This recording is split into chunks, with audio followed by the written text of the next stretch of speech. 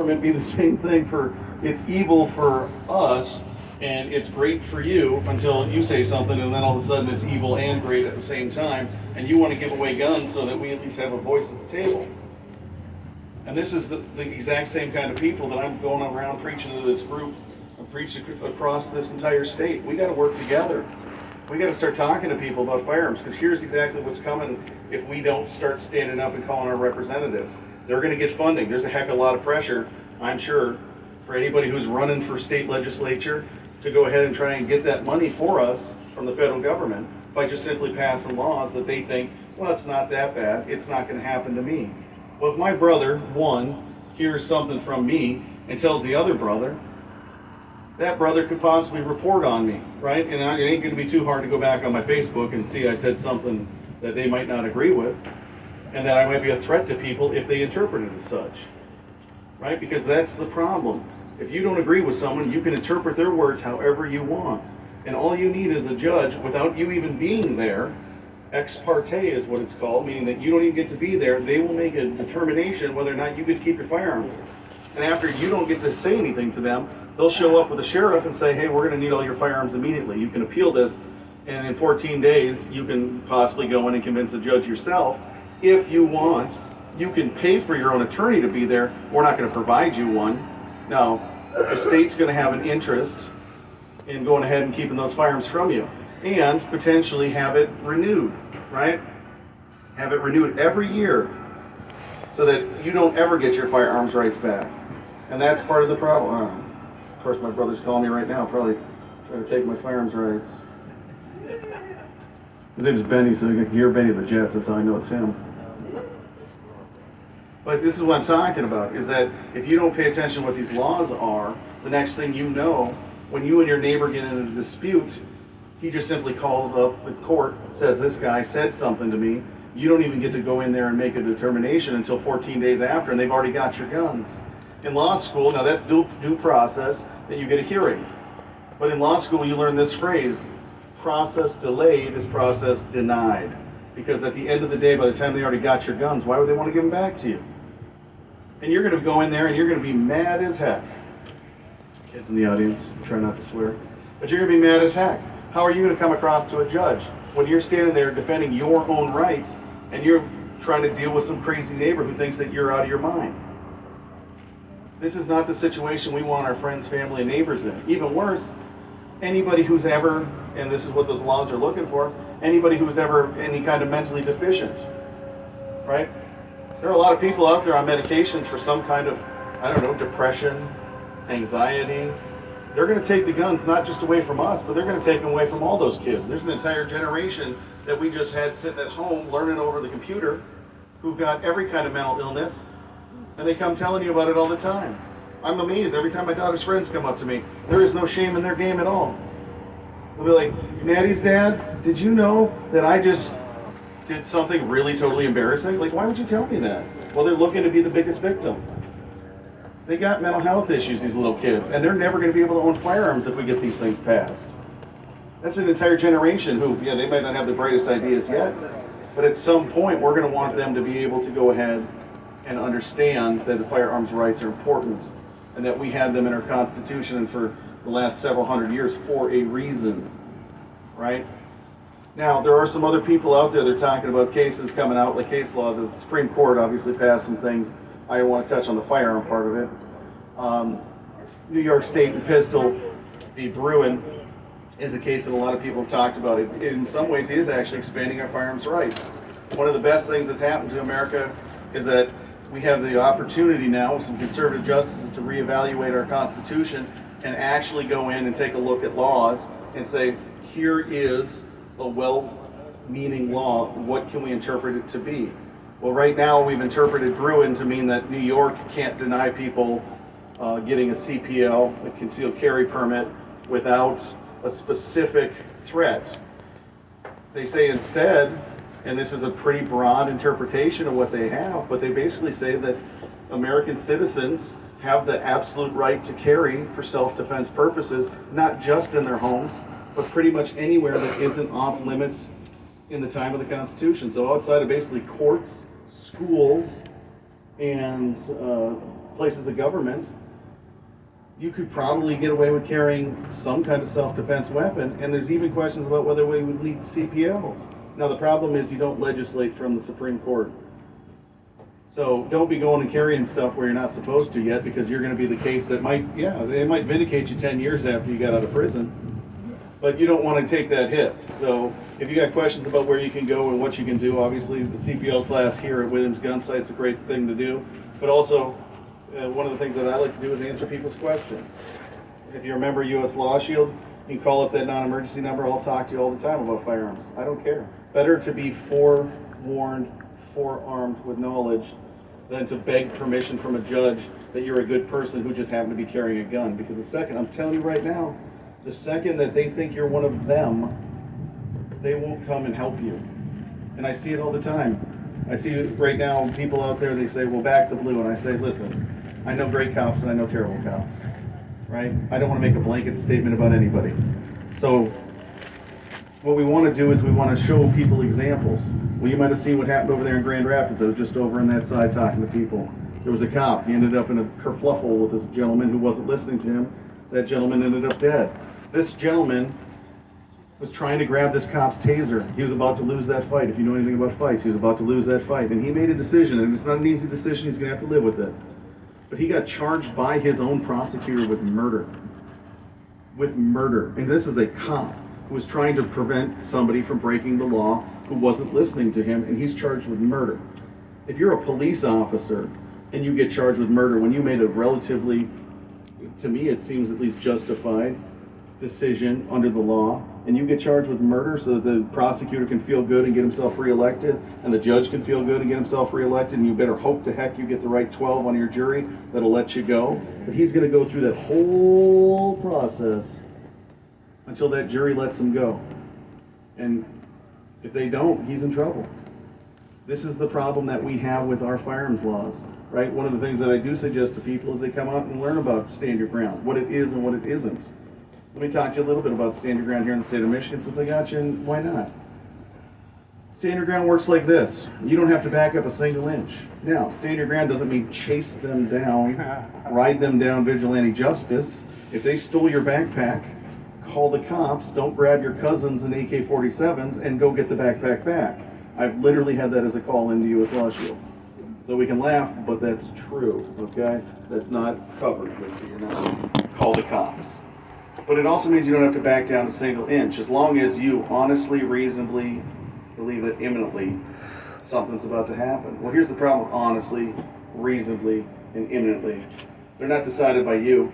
They are, of course, at that moment, but they're decided later by a jury who's sitting there eating bagels 10 months later in an air-conditioned place, not 2 a.m. in your home, right, when someone's breaking and entering, not when you're walking down the streets of Flint at night after bar close, right? Those decisions are made by people who weren't you, who aren't in that situation and have never been in that situation. Now, it's a great law, stand your ground, because if you honestly, reasonably believe that imminently, meaning immediately, someone's about to cause death, great bodily harm, or some kind of a assault, that you could defend yourself, including using deadly force. The problem with it is there's nothing in our law, unlike Florida's stand your ground law, that would prohibit a prosecutor from charging you if there is a clear-cut case. And there are many clear-cut cases that do get charged, because the prosecutor, his number one job is get reelected. Keep his job. The judge's number one job is keep his or her job. And so if you go to a very liberal prosecutor or a very liberal judge, I'm going to tell you right now, they're not going to hear your arguments. They're not going to care about stand your ground. And if you are in any way considered an aggressor, they're going to totally deny you your right to defend yourself, even if all you did was say something uncouth. And I've seen it time and time again, and people don't understand how serious it is. We need to talk about getting laws changed. That would be one of them, the stand your ground law. Make something in there so that if it's a clear-cut case, at any point in the case, we could have a decision before a jury trial about whether or not the stand your ground applied. That would be a great law to have. I encourage people to try and get that. Outside of that, with stand your ground, there's an add-on that we call presumptions, Some people call it the castle doctrine. The castle, a man's or woman's home is her castle, right? Well, every year your castle gets a little bit smaller, a little bit tighter, right? It used to be all the way up to the fence line, right? Or if they cross the moat, you got them. But now they basically have to be in your house. But even the slightest breaking and entering gives you the automatic presumption that you honestly, reasonably, imminently believed that somebody was there to commit murder or great bodily harm or sexual assault. Well, that's great, except for the one problem is they actually have to be either breaking and entering, committing a home invasion, or trying to kidnap. And the judge later will go back and determine, well, it didn't look like they were breaking and entering. I'll give you an example. There's a case called Wafer. All right, and I know this because I knew Cheryl, who's the defense attorney on that case. It happened down in Dearborn Heights a few years ago. This gentleman, the neighborhood was shifting a little bit, so he finally took out a shotgun. He put it next to the bed instead of down in the gun safe in the basement where he had it. His car had been broken into. His neighbor's house had been broken into. And late at night, he hears pounding on his front door, so he goes down. He opens up the door. The screen is a little bit ajar. Somebody hit the door so hard that they popped the screen. So there's your slightest breaking and entering. He hears pounding on the side door, so he starts going to the side door. Now, mind you, it's late at night. Somebody's pounding all over this guy's house. He's got a shotgun. He's scared. The neighborhood's bad. He goes back to the front door because he hears pounding on it again. He opens up the door, and boom, shotgun goes off. And unfortunately, it's true, it's unfortunate. No one likes to lose a life out there, but there was a 22-year-old young lady. She was high, she was drunk, real high, real drunk, and she died. Now, this gentleman, he's serving a sentence right now for manslaughter of 17 years. And the reason he's doing that is because, number one, he made statements he shouldn't have. Like, I didn't mean, he was a good guy, so he told his buddies that he didn't actually mean to shoot. Well, you gotta mean to shoot. It can't be an accident because that's an accidental death. It's not an intentional self-defense act. But also, they didn't even give him to stand his ground because the judge went back and said, well, she didn't have any burglary tools. Well, that's not in the statute. Judge said, well, she was just drunk and high. She wasn't trying to break in. Well, how will you ever know, ladies and gentlemen, if someone is breaking into your house, whether they're drunk or high, and later their family shows up and goes, oh, well, this boy was breaking into my home, and yeah, sure, he was a meth addict and had been arrested 17 times, but he's arrested with a Harvard coming next to Oxford, right? And that happens. We need to change these laws so that we have more protections, not less, so that the laws actually mean something. Because here's the number one problem with stand your ground. If you do something illegal, and who knows what illegal is, use the wrong kind of weapon, be at the wrong place at the wrong time, evade your taxes, who knows what illegal means, then stand your ground doesn't work. And if stand your ground doesn't work, then the state common law still gives you the right to self-defense, but it says you have to retreat. Well, if you thought you stood your ground and you didn't retreat, now you've compromised your state common law defense. And you're in real trouble. And that's what happened to Mr. Wafer, and that's why he's sitting, unfortunately, in the prison.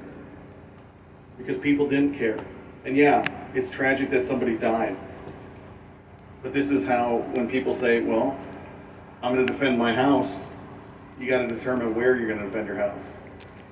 Everybody's got to make that decision, whether it's worth risking having to get yourself an attorney, having to fight out a case just because there's political pressure, because the person you shot was going to be the next great thing. That's one of the things that I like to do with U.S. Law Shield is work with them. Obviously, they give you, so they have to pay me hundreds of thousands of dollars. And I'm telling you right now, I know Cheryl Carpenter, she was the lawyer. She quit doing law for like 5 years after Wafer lost.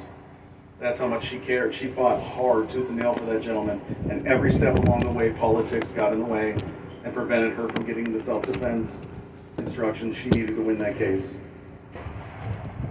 And this is what I'm talking about. Now we have an opportunity to learn from this and to take time and call up your representatives, whether it's local, whether it's federal, and say, no, we don't want red flag laws. We want better stand your ground laws. We want laws that are clear and concise. Right now, I think it's 227 pages. You can go online. Michigan puts out the firearms, a little brochure or whatever. It's a PDF version. And it contains all of the laws in the state of Michigan about firearms that mention firearms. And it is 249 pages. That includes Attorney General's opinions. That's right. The Attorney General gets to make opinions about laws too, and those then become something that people use to determine laws. The laws are not clear, and that's part of the problem, is we have too many laws, and the laws we have aren't clear, and so there's wiggle room. There's some things that are black and some things that are white, and then there's a lot of gray. I tell people all the time, what's gray today, the ATF says was black or white yesterday, right? And then they come for you. And they put the full weight of the government on you, and you risk prison time. I don't want prison time for law-abiding citizens who are just protecting their families and protecting us all from the government. Because it's not just about hunting like Trudeau says in Canada. It's about keeping the government from stopping us if we determine that the government has become corrupt. And that's why I always implore people, and yeah, they're all corrupt, we know. Nothing we can do, drain the swamp, but unless we change the lay of the land, the swamp will just refill. We got to get out there, we got to work with people too. Not just ourselves, not just be an island amongst ourselves. People talk to me all the time, patriot groups and stuff. They say, well, Ryan, what if the government comes for me? So you better know your neighbors. There's a lot of people that got isolated over the last few years. They don't know their neighbors, they don't talk to them. We don't have a sense of community like we used to. Kids, my daughters, I got 2 daughters, I got one who's 18, one who's 10. These kids will have conversations with each other, standing next to each other through text message. They don't know how to talk to each other. They don't know emotional states. They're scared of everything because they don't understand that people are to be feared, but they're to be respected and loved. And every one of them could be the next killer, or they could be the next saint. And they don't know who is who, and they couldn't tell you because they're so busy looking at their phone screens. It's not going to be hard to subject them. They're easy to subject. All you got to do is change the information on their phone, and they'll never be able to look up and see with their own eyes what's going on. But we are still old enough to remember what it was before this. When people talk to their neighbors, yeah, you might not always get along with Bob, and yeah, his fence is a little too high, and yeah, maybe my grass wasn't cut today because I had to come do this thing. But when I get home, there's a young boy going to be mowing my grass. But that's fine, right? Because at the end of the day, we got to cross aisles. We got to get out there and talk to people because our rights, their rights, are not absolute one way or another. We can have a conversation. We don't have to hate each other. And the more that they preach hate, the more that we preach hate, the more we're never going to get along. And that only goes one road. Because if they hate us and we hate them, then there's no talking. I tell you all the time, ladies and gentlemen, I was flying out on September 11th, 2001 to go back on a simple booze cruise for the Marine Corps. We're going to float around in the Mediterranean, and I was going to drink a lot. But my flight got canceled that day, and I went to a different place. But I tell people all the time, look, I can understand terrorists, people who are willing to die, give their lives for what they believe in. I don't agree with them, but I can at least understand and respect them. Now, I'm more than happy to go over there and kill them on whatever piece of ground they come from, because they aren't coming here. Some people need to die, and that's fine. But this is where it leads if you don't like somebody and you can't talk to people. You can't talk people out of that. You can shoot them out of that. We need to start talking to people, though, before it gets to that. Remembering that, yes, my brothers have their faults. They might not always agree on this thing about guns or that thing about this law or whatever, but they still need to at least have the conversation, because when we stop talking, then the only thing left is fighting. And we got the guns, so we got to kill all of them, I guess. And I don't want to have to kill my brothers. I mean, the little one's getting a little smarter as he grows up. But at the end of the day, this is why I talk to people. Because I want to come out, I want to show people that, look, you have people in your corner, you have people on your side, but you can't just have us, because we're only part of the picture, all right? Now, I've been talking for a minute. Here's what's going to happen. I'm going to be sitting around here. If people have questions, they want to talk to me, they want to come up and address any kind of personal question that they want, I'm going to be hanging around. I love talking about guns, I love talking about rights, and I love talking about all sorts of things, right? Mostly food. But you guys don't care about me. What you care about is who's going to win that pistol, right? That's what I care about. I didn't get any tickets. I think I'm going to keep that pistol. But here comes Jamie, and he's going to give out free stuff. Here we go. I'm late. How do I sign up? I want a gun. That young man right down there can get you signed up. No hurries, you can do it any time today, but at least get signed up before you leave. How many U.S. Law Shield members do we have? Cool. How many just signed up today? Good deal. Before I get any further, let's give it up for Ryan. He does a great presentation. And again, if you're a U.S. Law Shield member, we typically do seminars all over the state. We're going to be doing some hopefully in this area coming up. And Ryan will be coming out and doing a presentation, whether it's on, Second Amendment rights, the justified use of deadly force, things like that. Really good information, and you get it straight from someone who knows the state's gun laws, knows use of force, how it works, what you got to be careful of. Because trust me, if you become involved in a self-defense situation and you are 100% justified, that doesn't absolve you from any possibility of criminal charges or being civilly sued. How many people here know that you can be sued for anything at any time? All you need is a hungry attorney, right? An ambulance chaser. So I want to tell you just a little bit real briefly about U.S. Law Shield. Most of you guys are already members, so you know what we're about. For those that don't, we provide legal defense for self-defense, whether it's criminal or civil. So if you're civilly sued, we give you an attorney for that. You become one of our members, and right now I think we're over 700,000 nationwide. That's $10.95 a month. We've tried to keep that price point at a place that most people can afford. And then what you do from there, you add on what you think is important. We offer bail bonds, expert witness protection. That gives you $50,000 in bail coverage. If we had to hire an expert witness or a private investigator to work on that case, that's all covered under that $2.95 add-on. So it's $10.95 for your core coverage and the add-on. I have that one added to mine. I also have multi-state coverage. So I do some traveling every year, 4 or 5 times a year.